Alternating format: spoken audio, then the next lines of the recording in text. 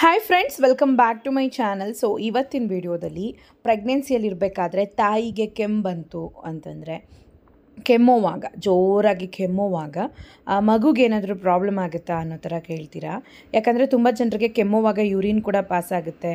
So ನನಗೆ ಅಷ್ಟರ ಮಟ್ಟಕ್ಕೆ ಕೆಮ್ಮಿದೆ, ಮಗು ಭಯ ಪಡುತ್ತಾ, ಮಗುಗೂ ಕೆಮ್ಮು ಬರುತ್ತಾ, ಮಗುನೂ ಕೆಮ್ಮುತ್ತಾ ಅನ್ನೋ ಥರನೂ ಕೇಳಿದ್ದೀರಾ.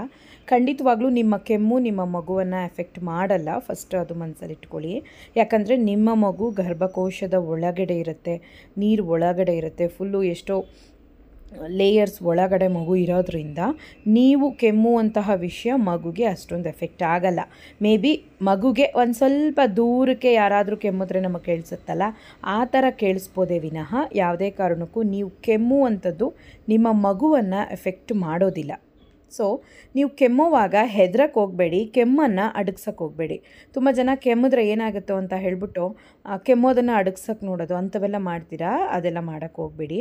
ಧಾರಾಳವಾಗಿ ಕೆಮ್ಮು ಬಂತ ಕೆಮ್ಮಿಡಿ, ಅದಕ್ಕೆ ತಕ್ಕ ಹಾಗೆ ಟ್ರೀಟ್ಮೆಂಟ್ ತೊಗೊಳ್ಳಿ. ಡಾಕ್ಟ್ರ್ ಹತ್ರ ಹೋಗಿ ಮನೆಯಲ್ಲಿ ಸಿಂಪಲ್ಲಾಗಿ ಹಾಲಿಗೆ ಅರಿಶಿಣ ಪುಡಿ ಮತ್ತು ಇದು ಪುಡಿ ಮೆಣಸನ್ನು ಪುಡಿ ಮಾಡಿ ಹಾಕಿಬಿಟ್ಟು ಚೆನ್ನಾಗಿ ಕುದಿಸಿ ಅದನ್ನು ನೀವು ಕುಡೀರಿ.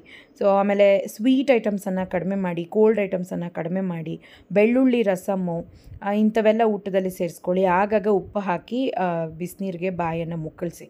ಸೊ ಆವಾಗ ಆಟೋಮೆಟಿಕ್ಕಾಗಿ ಕೆಮ್ಮು ಕಮ್ಮಿ ಆಗುತ್ತೆ. ಒಂದು ವೇಳೆ ಇನ್ಫೆಕ್ಷನ್ ಆಗಿದರೆ ಡಾಕ್ಟ್ರ್ ಹತ್ರ ಹೋಗಿ ನೀವು ಟ್ರೀಟ್ಮೆಂಟನ್ನೇ ತೊಗೋಬೇಕಾಗುತ್ತೆ. ಟ್ಯಾಬ್ಲೆಟ್ಸ್ ಅಂಥವೆಲ್ಲನೂ ತೊಗೊಳ್ಳೇಬೇಕಾಗುತ್ತೆ.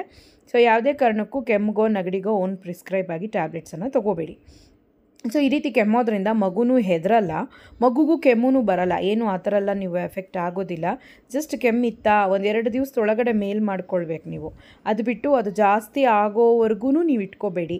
ಕೆಮ್ಮೆಲ್ಲ ಇದ್ದಾಗ ಜಾಸ್ತಿ ತಲೆಗೆ ಸ್ನಾನ ಮಾಡೋದು, ತುಂಬ ಕೋಲ್ಡ್ ಐಟಮ್ಸ್ ತಿನ್ನೋದು ಇಂಥವೆಲ್ಲ ಮಾಡಿದ್ರೆ ಅದು ಮೇಲಾಗೋದು ಲೇಟ್ ಆಗುತ್ತೆ. ಸೊ ಕೆಮ್ಮು ನೆಗಡಿ ಇಂಥವೆಲ್ಲ ಬಂದಾಗ ಒಂದು ಸ್ವಲ್ಪ ಮನೆ ಮದ್ದುಗಳು, ಮನೇಲಿ ಊಟದಲ್ಲಿ ಒಂದು ಸ್ವಲ್ಪ ಉಷ್ಣವಾಗಿ ಬೆಳ್ಳುಳ್ಳಿ, ಜೀರಿಗೆ, ಮೆಣಸು ಈ ಥರ, ಸೊ ಶುಂಠಿ ಹಾಕಿ ಒಂಥರ ಹಾಲಲ್ಲಿ ಹಾಕಿ ಕುದಿಸಿ ಕುಡಿಯೋದು, ಇಂಥವೆಲ್ಲ ಮಾಡಿದ್ರೆ ಖಂಡಿತವಾಗ್ಲೂ ಬೇಗ ಮೇಲಾಗುತ್ತೆ. ಬರೀ ಮಾತ್ರೆಯೇ ನಂಬ್ಕೊಂಡಿರಬಾರ್ದು, ನಮ್ಮ ದೇಹವನ್ನು ನಾವು ಕಾಪಾಡ್ಕೋಬೇಕು. ಸೊ ಎನಿವೆ, ನೀವು ಕೆಮ್ಮು ಅಂಥದ್ದು ಮಗುಗೆ ಯಾವುದೇ ರೀತಿ ಎಫೆಕ್ಟ್ ಮಾಡಲ್ಲ, ಮಗುನೂ ಭಯ ಪಡಲ್ಲ. ಓಕೆ ಫ್ರೆಂಡ್ಸ್, ಡೌಟ್ ಕ್ಲಿಯರ್ ಆಗಿದೆ ಅನ್ಕೋತೀನಿ. ಟೇಕ್ ಕೇರ್, ಬಾಯ್.